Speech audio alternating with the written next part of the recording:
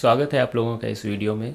ये question number 11 हम लोग सॉल्व कर रहे हैं S C Verma exercise kinematics chapter. Question क्या कह रहा है कि figure shows x T graph of a particle, find the time t such that the average velocity of the particle during the period 0 to t is 0। अच्छा, मतलब वो time बताइए जहाँ average velocity time equal to 0 से और उस time तक में 0 हो जा रहा है। तो मैं क्या कह रहा हूँ कि मुझे तो बस एक फार्मूला ही पता है एवरेज वेलोसिटी के नाम पर। Average velocity equal to displacement by time, displacement by time.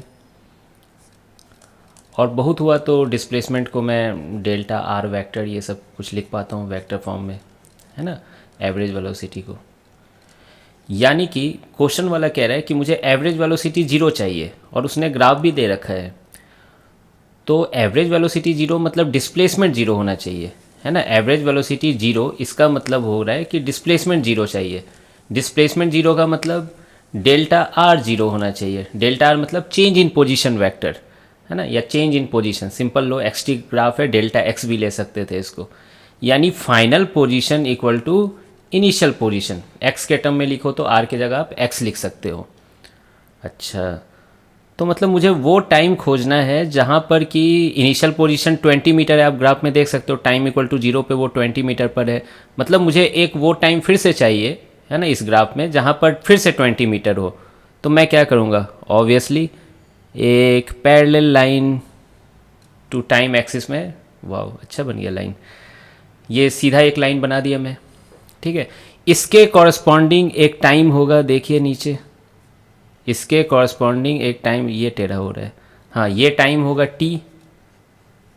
तो ये जो टी है ना, टाइम एक्सिस पे जहाँ ये कट कर रहा है ये डैश लाइन, तो वही टाइम आंसर होगा।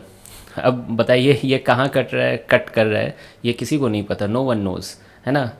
मैं आपको याद दिलाता हूँ, पहली बार आपने इस टाइप के कर्व ग्राफ ये सब है ना क्लास 10th में सीखे थे। तो उस टाइम याद है स्कूल में कंपलसरी होता था ग्राफ पेपर पर ही बनाना है कोई भी स्ट्रेट लाइन का कर्व ये सब। तो अब आपको उसकी अहमियत समझ में आ रही होगी इस क्वेश्चन में। काश ग्राफ पेपर रहता तो मैं उसमें बॉक्स में कितने लाइंस हैं उससे डिवाइड करके मैं निकाल लेता, लेकिन यहाँ पर मैं कुछ भी कमेंट नहीं कर सकता हूँ, है ना। तो टाइम का आंसर क्या होगा, मेरा आंसर रहेगा नो कमेंट, ठीक है। लेकिन फिर मैंने एस में देखा है ना, सॉल्यूशन देखा, तो उसमें 12 सेकेंड दिया हुआ है, ठीक है। उसमें टाइम है ना एस में सॉल्यूशन में t इक्वल टू 12 सेकेंड दिया हुआ है। अब फिर आप कहोगे सर यस सर लग रहा है 12 सेकेंड, है ना, नहीं 10 के बाद 12। तो फिर मैं ये कहूँगा कि फ़िज़िक्स में लगना क्रिया का यूज़ थोड़ा कम होता है ना। लेकिन ठीक है, अगर आपको लग रहा है 12 सेकेंड तो यही आंसर है, बाकी मैं कोई कमेंट नहीं करना चाहूँगा, ठीक है ना, आप समझ रहे हो। मिलते हैं फिर नेक्स्ट वीडियो में।